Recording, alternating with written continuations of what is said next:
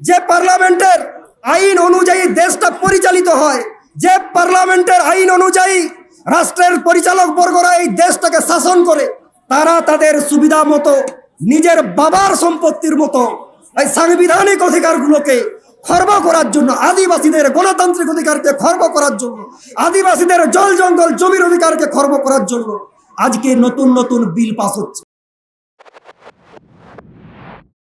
কি রাজ্য কি কেন্দ্র কাউকে পাশে পাবেন না। নিজেদিকে হাতে হাত রেখে এক ছাতার তলায় দাঁড়িয়ে ইস্যু ভিত্তিক লড়াই আন্দোলনে আগামী দিনে সারা পশ্চিম বাংলা তথা দেশব্যাপী আদিবাসীদের লড়াই আন্দোলনকে দুর্বার আন্দোলনে পরিণত করতে হবে। তবেই আদিবাসীরা বাঁচবে, তবেই আদিবাসীরা বাঁচবে। কখনো দেখবেন আদিবাসীদের আচার অনুষ্ঠানে কেউ ধামসা মাদল বাজাবে তো অকয়তো লোহ খাতে এনে যায়, অকয়তো পাখল ভিতরের ডাকা টুকুই ধরি হয়ে চালা। আদিবাসী এমএলএরা আজকে আদিবাসী প্রমাণের জন্য নিজের এলাকায় তারা বিভিন্ন কলা কৌশল প্রয়োগ করেন, কিন্তু কোন জাদু বলে, কোন জাদু মন্ত্রে ওই গঙ্গাটা পেরিয়ে গেলেই উনাদের আদিবাসী সত্তাটা শেষ হয়ে দিকু সত্তা চলে আসে, আর বাবু বিবিদের ইঙ্গিতে নিজেদের মুখে লিউকোপ্লাস্ট বেঁধে রাখেন, উনারা লিউকোপ্লাস্ট বেঁধে রাখেন। এরপর পরবর্তী বক্তা আপনারা অনেকেই ভিডিও ক্লিপিংসে দেখেছেন, বিভিন্ন লড়াইয়ের ময়দানে দেখেছেন, ডিওভো থেকে শুরু করে এসপি অফিসে সবাইকে হটিয়ে দিয়ে গেট ঠেলে ঢুকে যান। এই রকম চিরহরিত চিরসবুজ হরিয়ের দিশম হরিয়ের নেতা মানতান বিপ্লব সরেন, উনাকে এইখানে তার বক্তব্য পেশ করার জন্য অনুরোধ করছি। United Forum of All Adivasi organisations West Bengal এই সংগঠনের মঞ্চের ডাকে সেই সুদূর উত্তরবঙ্গের দার্জিলিং থেকে দক্ষিণবঙ্গের পুরুলিয়া, অযোধ্যা, ঝাড়খণ্ডের সীমানা পর্যন্ত, আর কাকদ্বীপ ক্যানিং থেকে শুরু করে বর্ধমান, বীরভূম, আজ বিভিন্ন আদিবাসী গণসংগঠনের উদ্যোগে এই কল্লোলিনী নগরে আমরা এখানে উপস্থিত হয়েছি। প্রথমে আমি আমার আদিবাসী জনতা জনার্দন যে সেন্টিমেন্টকে সামনে রেখে, যে আবেগকে সামনে রেখে আজকে এই কলকাতা মহানগরীর বুকে এসছেন, সেই আদিবাসী সেন্টিমেন্টকে আমি নতমস্তকে প্রণাম জানাবো, জোহার জানাবো। আমি জোহার জানাবো ইউনাইটেড ফোরাম অফ অল আদিবাসী অর্গানাইজেশনসের বরিষ্ঠ অনুভবী নেতৃত্ব, বিভিন্ন গণসংগঠনের সম্মানীয় নেতৃত্ববর্গ, আমার আদিবাসী মা, দাদা, ভাই, বোন, আমার ছাত্র যুব ভাইয়েরা, প্রত্যেককে আমি নতমস্তকে জোহার জানাচ্ছি, ধন্যবাদ জানাচ্ছি, অভিনন্দন জানাচ্ছি। অনেকক্ষণ থেকে আমরা বক্তব্য শুনছি, এই রানী রাসমণি রোডে অনেক আদিবাসী সমাবেশ হয়েছে, অনেক আদিবাসী গণসংগঠনের সমাবেশ হয়েছে, অনেক ইতিহাসের সাক্ষী এই রানী রাসমণি রোড। কিন্তু আজকের এই আদিবাসী জনপ্লাবন, কলকাতার বুকে আদিবাসী জনপ্লাবন, এই জনপ্লাবন দেখে একটা কথা মনে পড়ছে। দেশের এক সময় সংকটময় পরিস্থিতিতে এক রাজনৈতিক ব্যক্তিত্ব বলেছিলেন, ইয়ে ওয়াক্ত কি আওয়াজ হে মিলকে চলো, ইয়ে ওয়াক্ত কি আওয়াজ হে মিলকে চলো। আজকে এক ছাতার তলায় দাঁড়িয়ে আন্দোলনের সময় এসেছে, কেননা সারা পশ্চিম বাংলা সহ দেশ জুড়ে আদিবাসীদের পক্ষে বিপজ্জনক যে বিষাক্ত বাতাস বইছে, সেই বিষাক্ত বাতাসে আদিবাসীদের শ্বাস নিতে অপারগ। আজকে আদিবাসীদের অস্তিত্ব রক্ষায়, আদিবাসীদের কল্যাণার্থে আদিবাসীকে থাকবে না, তার প্রশ্ন। এই প্রশ্নগুলো নিরসনের ব্যাপারে কি কেন্দ্র সরকার কি রাজ্য সরকার তাদের ইতিবাচক দৃষ্টিভঙ্গির আমরা পরিচয় পাইনি। একটু আগেই পূর্ববর্তী বক্তা রাজেশ সর্দার বলে গেল, ভারতবর্ষের পার্লামেন্টে আইন তৈরি হয়, যে পার্লামেন্টের আইন অনুযায়ী দেশটা পরিচালিত হয়, যে পার্লামেন্টের আইন অনুযায়ী রাষ্ট্রের পরিচালক বর্গরা এই দেশটাকে শাসন করে, তারা তাদের সুবিধা মতো নিজের বাবার সম্পত্তির মতো এই সাংবিধানিক অধিকারগুলোকে খর্ব করার জন্য, আদিবাসীদের গণতান্ত্রিক অধিকারকে খর্ব করার জন্য, আদিবাসীদের জল জঙ্গল জমির অধিকারকে খর্ব করার জন্য আজকে নতুন নতুন বিল পাস হচ্ছে। আমাদের এজেন্ডার মধ্যে আছে আজকে ইউসিসি বিল বিষয়ে কথা চলছে, আজকে বনাধিকার আইনকে খর্ব করে নতুন আইন লাগু হয়ে গেল। এসব ওই ভারতবর্ষের আদিবাসীদের অস্তিত্বকে বিপন্ন করার অপপ্রয়াস ছাড়া কিছু নয়, আর আদিবাসীদের এই সংকটময় পরিস্থিতিতে পাশে কাউকে পাবেন না, কি রাজ্য কি কেন্দ্র, কাউকে পাশে পাবেন না। নিজেদিকে হাতে হাত রেখে এক ছাতার তলায় দাঁড়িয়ে ইস্যু ভিত্তিক লড়াই আন্দোলনে আগামী দিনে সারা পশ্চিম বাংলা তথা দেশব্যাপী আদিবাসীদের লড়াই আন্দোলনকে দুর্বার আন্দোলনে পরিণত করতে হবে। তবেই আদিবাসীরা বাঁচবে, তবেই আদিবাসীরা বাঁচবে। আজকে এ বিষয়ে স্মরণ করিয়ে দেওয়া দরকার আছে। আজকে নতুন নতুন আদিবাসী প্রেমীর উদ্ভব হয়েছে, নতুন নতুন আদিবাসী দরদির উদ্ভব হয়েছে। এ বলে আমি আদিবাসী দরদি, তো বউ বলে আমিও কম যাই না। আজকে সরাসরি বলছি, বনাধিকার আইন পার্লামেন্টে পাস হয়ে গেল। আজ বিরোধীদের কোনো বিরোধিতা আপনারা দেখতে পেয়েছেন কি পাননি? আপনারা নিজের জীবন জীবিকার অভিজ্ঞতা থেকে দেখবেন। আজকে বলা কথা হচ্ছে আমরা নাকি আদিবাসীদের পক্ষে। আমাদের রাজ্যের যারা আজকে রাজ্যটা পরিচালনা করছেন উনারা বলছেন আমরা আদিবাসী দরদি। আর আজকে পার্লামেন্টে যখন বনাধিকার আইন সংশোধন হলো, তো এখানকার এমপি গুলো কি ওই পার্লামেন্টে ঠান্ডা ঘরে বসে ঘুমোতে গিয়েছিলেন? উনারা কেন একটা কথাও বললেন না? নাকি উনারা বলছেন জোর করে পাস করে দিলেন, আইনটা জোর করে পাস হয়ে গেল, মেনে নিলাম ভাই। কিন্তু পার্লামেন্টের বাইরে আপনারা তো বিভিন্ন ইস্যুতে লড়াই আন্দোলন করেন।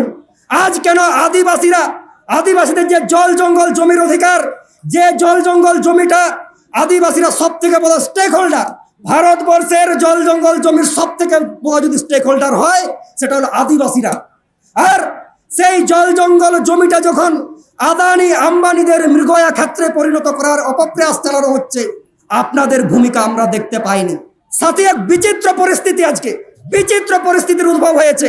আজকে সারা পশ্চিম বাংলায় বলুন, আজকে দেশ জুড়ে বলুন, আদিবাসীদের জীবন জীবিকার স্বার্থে প্রতিটা ক্ষেত্রে আজকে আদিবাসীরা নিষ্পেষিত, শোষিত, বঞ্চিত। আর এই সব কথা এই রানী রাসমণি রোডের এই মাইক্রোফোনের চোঙা ধরে বলা কথাগুলো যাদিককে বলার জন্য আমরা আমাদের মতো করে এই কলকাতার বুকের ঠান্ডা ঘরে, ওই দিল্লির বুকের ঠান্ডা ঘরে যাদিককে পাঠিয়েছিলাম, তাদের ভূমিকাটাও আজকে দেখে নেওয়া দরকার আছে।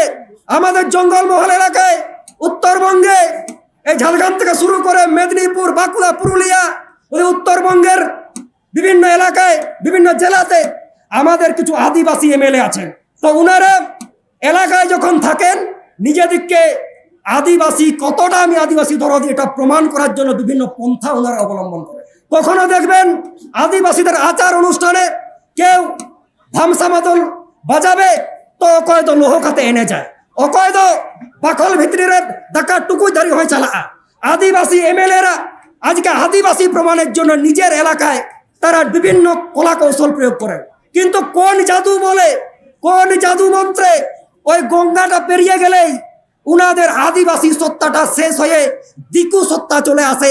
আর বাবু বিবিদের ইঙ্গিতে নিজেদের মুখে লিউকোপ্লাস্ট বেঁধে রাখেন। এইসব আমার গর্বের, আমাদের সম্মানের, আমাদের অত্যন্ত প্রিয় মানতীয় আবরণ এমএলএ এমপি কোয়া হয় তাকো কারিগর। তো এই এমএলএদের জন্য একটা স্লোগান হয়ে যাক, এই বিধানসভায় চুপচাপ আদিবাসী এলাকায় লুটপাট, এই এমএলএ দূর হাটা। এই বিধানসভায় চুপচাপ আদিবাসী এলাকায় লুটপাট, এই এমএলএ দূর হাটা। আজকে আমাদের এমএলএরা এইসব কথাবার্তা বলতে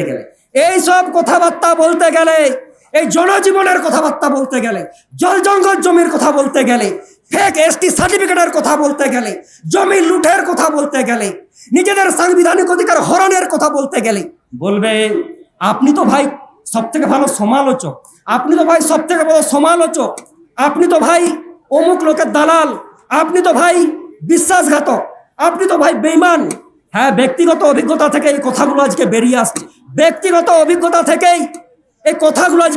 আসছে। তো ওনারা দালাল বলুন, দাগাবাজ বলুন, বেঈমান বলুন, আমাদের কিছু যায় আসে না। কারণ জীবনে কোনো ব্যক্তিগত এজেন্ডা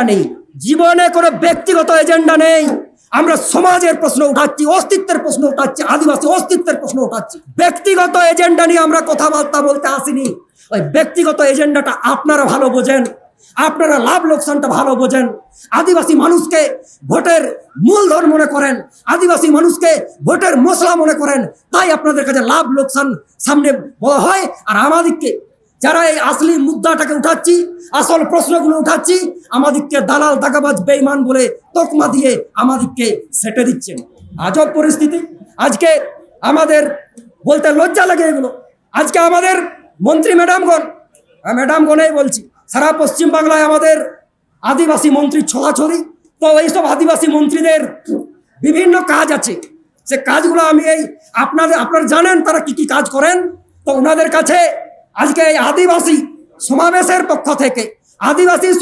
পক্ষ থেকে বা এখান থেকে ওনাদেরকে একটা বার্তা আমরা দেব যে আপনারা আপনাদের কাজ করে যান, আর আমরা আমাদের কাজ করে যাই। আদিবাসী অস্তিত্বের প্রশ্নে আমরা মুখ খুলব। আপনারা যদি দায়বদ্ধতা পালনে অক্ষম হন, আপনাদের কাজটাও কিন্তু আমরা করে দেবো। আগামী দিনে আপনাদের কাজটাও করে দেব। বিধানসভাতে আজকে এত ইস্যু, এত আদিবাসীদের সমস্যার ইস্যু। আমরা মনে করি আমার এমএলএটা, আমার বিধায়কটা, আমার এলাকার সমস্যা বিধানসভার ভিতরে সমালোচিত হবে, আলোচিত হবে, যার মাধ্যম হবে আমার বিধায়ক। আর ওই সমস্যাগুলো আলোচিত হয়ে নতুন আদিবাসীদের উত্তরণের পন্থা বেরিয়ে আসবে, এটাই নিয়ম। কিন্তু আমাদের আদিবাসী এমএলএরা আদিবাসী জনজীবনের সমস্যা নিরসনে সম্পূর্ণ ব্যর্থ। তাদের সাঁওতালি মাধ্যমে শিক্ষাই হোক, ফেক এসটি সার্টিফিকেট হোক, আজকে বিভিন্ন জনজীবনের সমস্যা হোক, দে আর টোটালি ফেলিওর। ওনারা জানেনই না এই সমস্যাগুলো। আজকে আদিবাসী জনতাকে ঠিক করতে হবে, আদিবাসী জাগ্রত জনতাকে ঠিক করতে হবে যে ওই সব এমএলএ আমাদের কি কাজে লাগে। ওই সব এমএলএ কে বিধানসভার ভিতরে মুখ খোলানোর জন্য কি দরকার, ওই সব এমএলএ কে বিধানসভার ভিতরে কথা বলানোর জন্য কিরকম আন্দোলন দরকার। আদিবাসী মানুষকে ঠিক করতে হবে, আদিবাসী মানুষরাই ঠিক করবে। এবং ওই সব এমএলএরা যেন তৈরি থাকে, এইরকম আমি করজোড়ে অনুরোধ করব আমার বরিষ্ঠ নেতৃত্ববর্গের কাছে। আজকে যে বেঈমানগুলো আজকে আদিবাসী সমাজে বড় হয়ে আদিবাসী সমাজের খেয়ে পড়ে, আদিবাসী সেন্টিমেন্ট ব্যবহার করে আদিবাসীদের মানুষের স্বপ্নকে ভেঙে চুরমার করে দেবে, আর জাগ্রত আদিবাসীরা চুপচাপ থাকবে, এ হতে পারে না। এই জাগ্রত জনতা একদিন আদিবাসীদের এমএলএদের বাড়িতে যাবে এবং সেই আন্দোলন আগামী দিনে নেওয়া হোক, আমি করজোড়ে অনুরোধ করব। সংগ্রামী সাথী, আমি আমার বক্তব্য মোটেও দীর্ঘায়িত করব না, আরো অনেক বক্তা আছেন।